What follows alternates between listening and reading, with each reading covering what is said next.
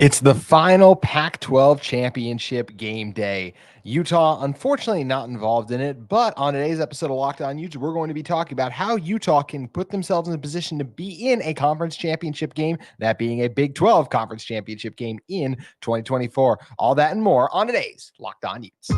You are Locked On Utes, your daily podcast on the Utah Utes, part of the Locked On Podcast Network. Your team every day.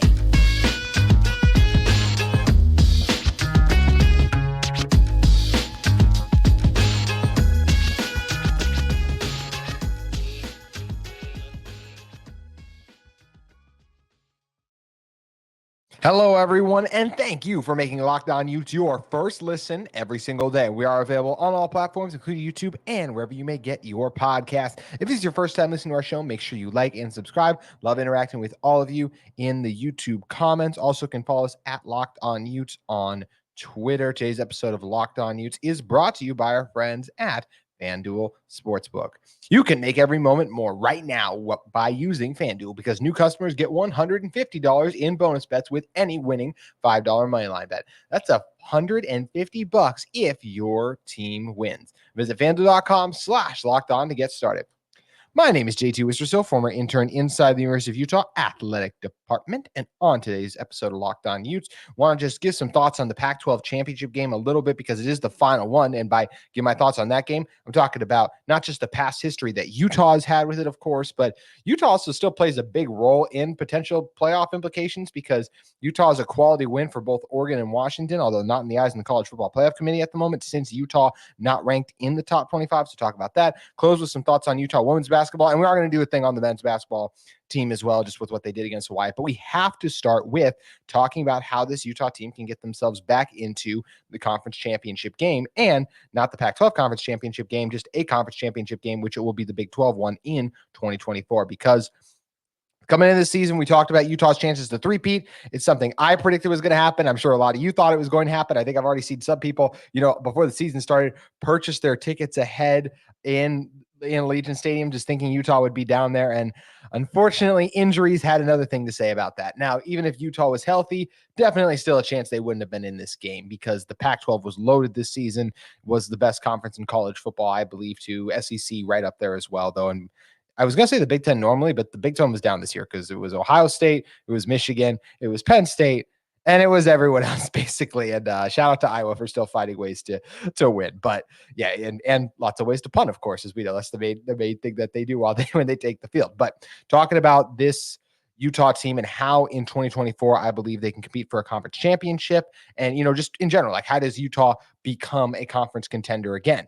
The number one thing Utah has to do to be a conference contender in the Big 12 in 2024 compared to what they did in 2023 is just stay healthy. That is a big if, and it's something that is always unpredictable. And just the world of college football in general, it's such a violent sport that injuries will happen and occur. But when you look at the level of injuries that Utah has suffered and sustained, whether it was before the season losing their backup to third-string quarterback in Brandon Rose, Cam Rising and Brant Keithy never playing a game this season. Thomas Yasmin's out. Mekhi Bernard, Chris Curry gets hurt too. Johnny Maea, he had his whole injury thing that we were dealing with throughout the entire season. Micah Pittman going down and getting hurt. On the defensive side of the ball, you have guys like Samote Pepa who missed time. Connor O'Toole missed some time early on. So guys in and out of the lineup. Logan Fano with the season-ending injury. Lander Barton with the season-ending injury too. So, and even Jonah Ellis missed the final two games. Like, it's like the extra injury cherry on top. Like, this Utah team was ravaged by injuries this year. And so many of those injuries I mentioned, especially the one to quarterback Cam Rising, are the biggest reasons that Utah didn't really have a shot to repeat as Pac-12 champs. When the conference is as good as it was this year, you have to be at full strength. Utah wasn't, and thus they're at home watching this game. That is the biggest reason, in my opinion, because we can't even for sure say like, oh, Utah, Oregon, and Washington were unequivocally better than Utah. They very well might have beaten Utah, but we'll never know for sure because we didn't get to see Cam Rising face off against them. That's all I'm saying for right now. Once again, I got no issue with Oregon and Washington fans saying we still would have beat Utah. Very well might have, but I also think it's fair if I, as someone who supports Utah, can say we won't know that for sure because you didn't get to see the best version of this Utah team. So Biggest thing for Utah is just stay healthy. The other thing they need that they just have to hope will happen is Cam Rising quickly returns to form. Before this season started, I dove into the numbers about how quarterbacks, now I projected that for the NFL, not college. I wasn't able to find the college data on guys who come back from major just ACL. And obviously Cam was even more than ACL, as we learned how extensive the injury he suffered was. When guys come back from injuries like that, their first couple games they don't usually tend to look like themselves. It takes them time to get back up to that, understandably so, because as much as you want to practice and scrimmage and all that, you can't simulate the live reps. So lucky for Utah, of course, lighter season schedule. The early season schedule always a little bit lighter, although we do know Utah will still play Baylor early on next season. I think they're still tweaking some of their other games that they have in 2024. But Cam's got to get back to being that top 10 college quarterback that he is capable of being if Utah wants to be a conference contender, because even in the Big 12, which figures to be weaker next year than the Pac-12 was this year, just because of all the returning quarterback talent and just the impressive play we saw to this conference this year, it was the best year they've had in a long time. The Pac-12, Big 12, not going to be at its best next year unless something drastically changes and surprises us. So Utah does, just in general, though, to win a conference, you need elite quarterback play. Cam Rising is an elite quarterback. The question is, how quickly can he become that elite quarterback again? Something that bears in mind. I also think the Big 12 is one of those crazy conferences where you deal with a wide range of teams. You get the physicality of a Baylor, Kansas State, similar in that sense, where defense run the ball. But then you get the Texas Techs of the world where they're slinging it all over the field. Oklahoma State can be just a physical team, but they can also air it out depending on who they have at quarterback at the time. So lots of different styles in the Big 12. Utah obviously has the physical side down, whether it's defense and running the ball. I do want to see this Utah offense get more explosive. And I think how they go about accomplishing that is not just Cam getting back to form, protecting him, all those things, but this will be one of the biggest themes of the offseason. I think Utah needs to go out and recruit through the transfer portal a true number one receiver. Devon Vele, as Josh Furlong of KSL.com reported this week, more than likely going to be departing the program. So what needs to happen then is you need to find your Devon Vele replacement. You have Brant Keithy and Landon King. Those are two elite tight ends. You still have a guy in Money Parks who can be a deep threat, although if I was Utah, I'd be looking at another deep threat too. But you like what you saw to Mikey Matthews last year. You still have other guys who have shown some flashes and moments, mainly kind of the tight end spot, like I said, a Landon King, really. But Utah, just Micah Pittman, maybe he can be a better contributor next season if he's able to stay healthy. But you have to get elite receivers on the outside if you're this Utah team, and when you're going to be facing off against some guys capable of making those big plays, and if you just want to maximize Cam Rising's talent, you have to find guys that are able to create that separation. And although Utah hasn't been the most explosive offense, there's going to be a receiver in the portal who's going to be looking to be that number one receiver, and Utah will offer him the chance to be that. The question is, can Utah sell that receiver on that vision? Will that receiver want to come to Salt Lake City and be a part of this offense that is going to be a run first offense first and foremost? All those things we'll have to just wait and see and find out. But getting just better receivers, that's a big thing for Utah. Adding depth, of course, we're seeing lots of Utah's depth, and that's going to be a big thing we'll talk about next week's show, is all the guys who are continuing to transfer out, which makes sense because Utah's returning a lot of their guys from their really good team this year, especially on the defensive side of the ball. So those players who haven't had an opportunity to play, they want to look elsewhere and find an opportunity for themselves to play, which makes sense. We'll dive into that next week. So yeah, just continue to add depth if you're Utah through the portal. But look, there's not much this Utah team. A lot of things I mentioned, whether it was just, getting and staying healthy, Cam getting back to form, getting elite receivers, like that's a very small list of things compared to what other teams have to deal with. Like some teams have to find a new quarterback. They have to completely rehaul their offensive line. And I know the Utah offensive line wasn't fantastic this season, but they were still pretty good. And Jim Harding always does a good job. A lot of the guys are going to be coming back, although probably not Satao Laumea since he just accepted his Senior Bowl invite. We'll talk about that on next week's show too. But yeah, this is a Utah team that is very close to competing, hence why they won 8 games and only had 4 losses, despite playing the gauntlet that was a Pac-12 schedule this year and facing some of the toughest teams in college football. Did they lose against a number of them? Yes, but they also got some big wins, whether it was against the USC and a UCLA. I know those teams didn't end the season great, but they still did some really good things throughout the season and also got some nice wins in their own right. So still very good wins for Utah throughout the year overall, and beating teams like Baylor on the road, getting a season opening win against Florida, sending everyone in the swamp into a spiral, lots of fun stuff like that we saw this season from this Utah team that is close to being a contender. And I've said it once Cam Rising, as soon as he announced he was coming back, I think Utah's the favorite to win the Big 12 in 2024. And that's not changing because there's such small things that Utah has to do in my position to even put themselves in a stronger position to do that. They're already in a very strong one. I'm feeling good, very good about the state of this Utah football team, even though they came up short of making and three-peating as Pac-12 champions. So, yeah, and once again, Pac-12 champions. It's for Utah sitting at home this year. They won't get to three-peat. Oregon and Washington facing off. This is the final Pac-12 championship game. I want to talk a little bit more about the Pac-12. Talk about how just Utah's relationship with the Pac-12, also just this Pac-12 championship game in general. But before we do that, I do want to talk to you guys about one of the sponsors of today's episode on Locked On Utes in our friends at FanDuel Sportsbook. As the weather gets colder, the NFL offers stay hot on FanDuel. Right now, new customers can get $150 in bonus bets with any winning $5 moneyline bet. That's $150 if your team wins. If you've been thinking about joining FanDuel, there's no better time to get in on the action. The app is easy to use. There's a wide range of betting options, including the spreads, player props, over-unders, and more. So you can visit FanDuel.com/lockedon and kick off the NFL season. FanDuel, an official partner of the NFL. And speaking of FanDuel, let's talk Pac-12 championship game lines. And what's on the line, the Pac-12 championship, is a berth in the college football playoff. There's been a lot of talking points about all the crazy, chaotic scenarios we could have from this week's great college football action, which I love. This has been the best finish we've had to the regular season in a long time, or just in the conference championships with so much at stakes in those playoff berths. I still believe no matter what happens, the winner of this game will get into the CFP. So will it be Oregon or Washington? Washington currently sitting there right now at 3, I believe, actually, going on the rankings, and Oregon right there at 5. Yes, Washington at 3, Oregon at 5. Oregon is favored by 10 in this one. And I'm going to say this. I do think Oregon is going to win this game. I think Bo Nix balls out. I think he has over 400 yards passing. I think he locks himself in for the Heisman Trophy. I know Jaden Daniels is the trendy pick right now, but I really think Bo Nix, with this last opportunity while Jaden Daniels is sitting at home, is going to capitalize on that and have himself a day with 400 passing yards. I think 5 total touchdowns. Will be another high scoring affair because guess what? I think that line is way too high for Oregon. I do think Oregon's going to win it. I think they'll win this game though I think they're going to win it, but it'll be within 10. Kalen DeBoer will have his team fired up. Michael Penix is worthy of being in New York for the Heisman Trophy presentation. I know they didn't close the year as they would have loved to, but guess what? It's hard to go undefeated. Utah's never done it for a reason. They got close and then got steamrolled in the Pac-12 championship game. Maybe that's what will happen to Washington, but I don't think that's what's going to happen. And Utah actually in 2019, I'm trying to remember now, they might have actually, they lost to USC, so they weren't going to go undefeated that season, but they were almost undefeated, just that one USC loss. But either way, it's hard to do it. It's a really good Washington team. It's a really good Oregon team. I think it's going to be a lot closer than the 10. So that's where I would go. If you guys want to get in on the action there, make sure you go over to FanDuel Sportsbook right now.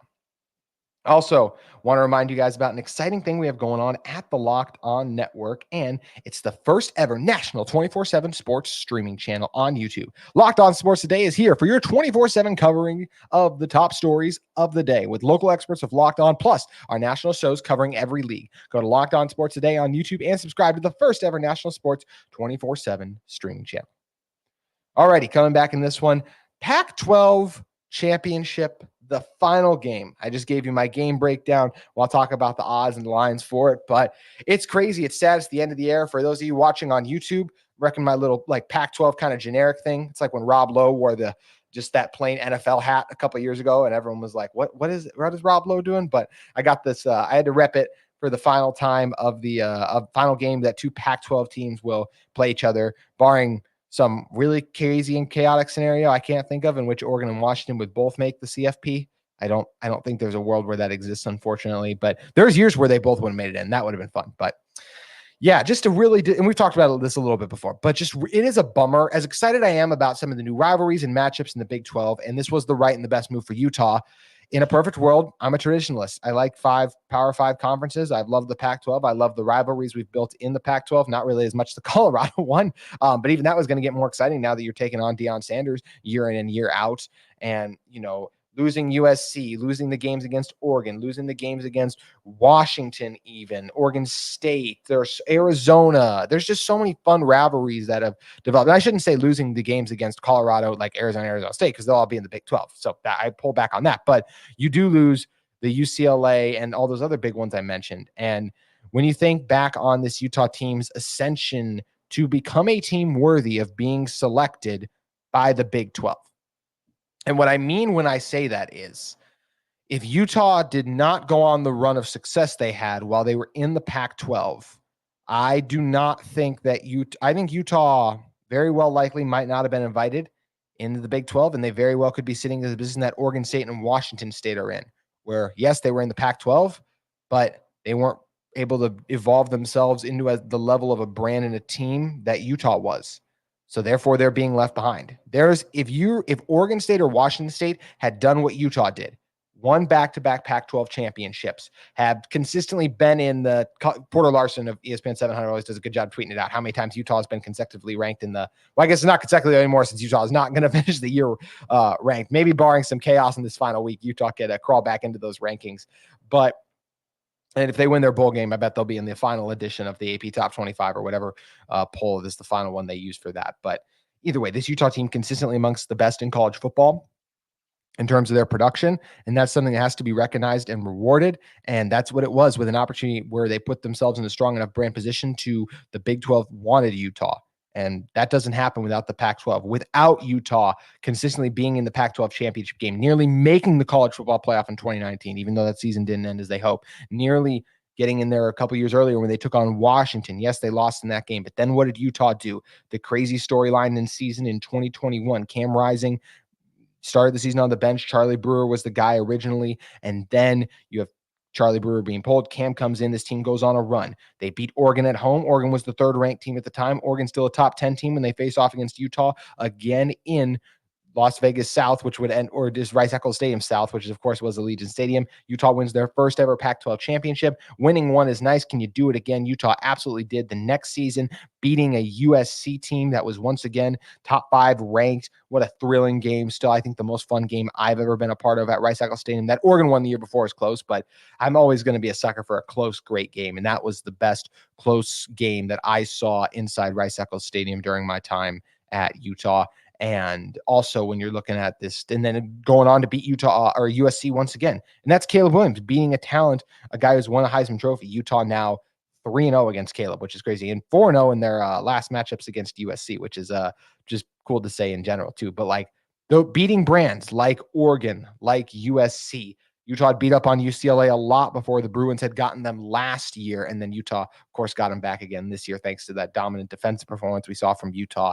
But this is what Utah was able to do in the Pac-12, and that success against those programs, winning Power 5 championships, slowly growing their brand, transforming as a program, is what put them in the position where the Big 12 was like, we want Utah.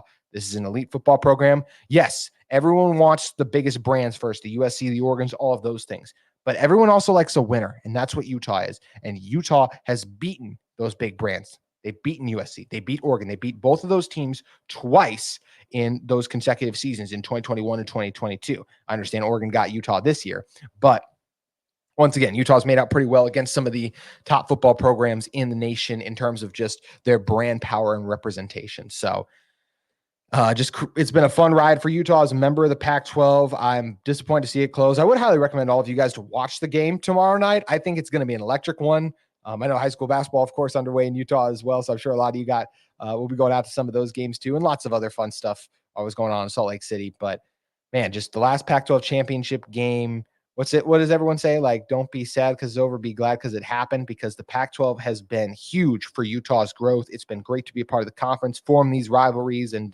now it's on to new things with the Big 12. But I'm looking forward to seeing one final game of the Conference of Champions as it relates to football. Of course, a lot of basketball coverage still coming up, including on this show. That's where we're going to be discussing in one moment. But first, I want to talk to you guys about another sponsor of Locked On Utes in our friends at UCCU. Learn and Earn, the UCCU mobile banking app that pays your entire family to learn about money. Kids look to parents to become more financially literate, but parents, they don't always know the answers. Learn and Earn breaks down financial topics into fun, bite-sized educational games like quizzes and trivia. Every time a family member completes a topic, they earn points that can occur and can be redeemed for gift cards to stores like Amazon, Apple, Sephora, Walmart, Nike, and more. There is age-appropriate content for every member of the family who can compete against each other and compete on leaderboards to track their progress. Learn and Earn is inside the UCCU mobile banking app, so you can play it anytime, anywhere. The more you play, the more you learn. And the more you learn, the more you learn. Learn and Earn, part of UCCU's award-winning Be Money Smart Youth Banking Program, helping kids, teens, and parents have fun while becoming more financially literate together. UCCU, love where you bank. All righty, once again, should be a great Pac-12 final game like that, and just once again. So, and as I say, once again for the third time now. So there you go. Lots of once again as we get close to wrapping up this show. So it shows you I'm distraught over the Pac-12 coming to an end. Although I will certainly bobble my words from time to time for those of you who listen to the show in general anyway. So I can't blame it too much on the conference coming to a close. But either way, just definitely sad to see it come to an end, but it should be a thrilling finish. And I think that Utah should consider themselves that lucky that they were part of the Pac-12, and now they're going to be a part of the Big 12, and they earn their right to be in the Pac-12 and the Big 12. That also a very important distinction.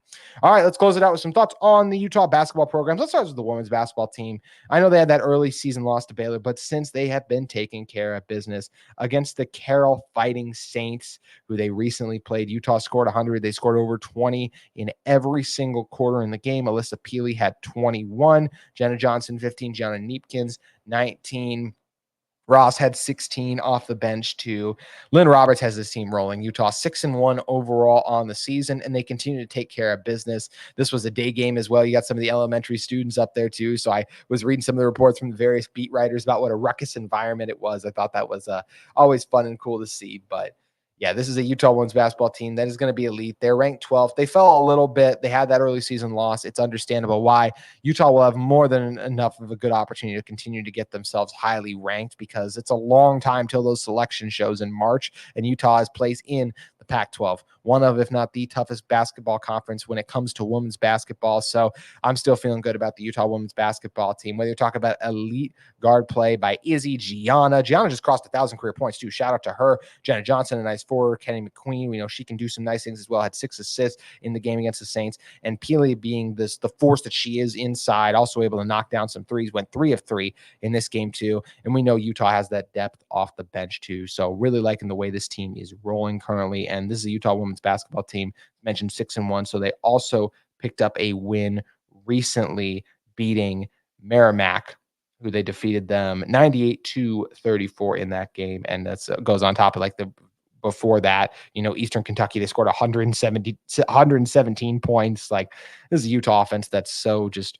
tough to contain, to slow down. It's just so potent that it's going to give these teams a lot of problems all season. And they play BYU next week. I expect Utah to continue to take care of business against BYU. And then they play South Carolina December 10th. Slowly but surely getting closer to that big showdown. South Carolina currently ranked number 1 right now too. So we'll keep an eye on that one. But the Utah men's basketball team also keeping some positive momentum, going off to a 5-2 start. And, the best basketball team in the state of Utah, of course, is the Utah Jazz, just in terms of NBA talent versus college. And it's cool that the NBA allows, and the Delta Center, I should say, not the NBA, but the Delta Center allows Utah, just like they did last year, to come in and play a game inside. Last year was Vivint, now back to Delta Center, but allows Utah to play a game in the arena. And this game that they played against Hawaii was another fun one for Utah. They got the win over Hawaii 79-66. No crazy late game theatrics like that crazy field goal they had. I know that's football and this is basketball, but I just wanted to throw in what a crazy play that was, where Hawaii wasn't able to have anything like that to get them out of this one. Give Utah a lot of credit here. It's a one where we saw Brandon Carlson 8 of 15 from the field, 17 points. The shooting wasn't there for Utah as strong, just 35% overall. How about none of the starters hitting multiple threes in this game, but Hunter Erickson with a little bit of a spark off the bench, 15 points in this one, going 6 of 9 overall from the field, 2 of 3 from deep. And speaking of sparks off the bench, how about Kaba? A perfect 6 for 6 from the field, almost perfect from the free throw line, 2 for 3, 7 rebounds, doing what he always does, stuff in the stat sheet, had a steal, an assist, and of course a block. Always memorable when Kaba can protect the rim. 14 points in this one too. So just did the different players and guys on this Utah men's basketball team that continue to step up for Craig Smith's squad. He has them 5-2 right now, and I'm loving what I'm seeing out of this Utah men's basketball team. I've talked about it on last show, the shooting of Cole Badjama, and also what Gabe Madsen continues to provide. Raleigh Wooster, I feel like, has been just in his third year, looks even more comfortable playing the best ball he's played as a Utah Ute. We know what Brandon Carlson is, one of the best players in the Pac-12. Lawson Lovering, the size he offers. Kaba, just the athleticism off the bench. Erickson's been able to step up and do some nice things too. Ben Carlson has been better off the bench this year than he was a starter last year. I'm feeling good about the Utah men's basketball team, and they'll take on Southern Utah on Tuesday, December 5th. And then next Saturday, December 9th, they'll take on BYU. BYU currently ranked 19th and undefeated. So that one, a 6-0 BYU team. Currently, we'll see if they can stay undefeated before they head out into the Huntsman to take on Utah. Figures to be a fun one, though, and it's one that we will surely be covering on Locked On Utes. But that's going to do it for the Friday edition of our show. No Saturday games, so you guys will not see me again until Monday, but greatly appreciate all of you, as always, who make it to the end. Once again, we just thank you for your support of this show and this channel. I know it is the off season technically, but lots coming up next week on Locked On Utes. We got to react to the news that Satau Laumea was invited to the Senior Bowl. We always thought he was going to get drafted. Now it seems like he is going to end up declaring and heading off to this, because if you go in the Senior Bowl by then, you're going to stay in the draft. So Satau more than likely going to leave. What does that mean for the Utah right tackle spot? Also talk about some of the other transfers that the program has had. We still got to hit on some recruiting stuff. And of course, we're going to know which bowl game Utah is playing in by the time I am next speaking to you guys. And that will be on next week's Locked On Utes. We look forward to reacting to all of that and breaking down what it means on next week's shows. We will see you then. Have a great weekend.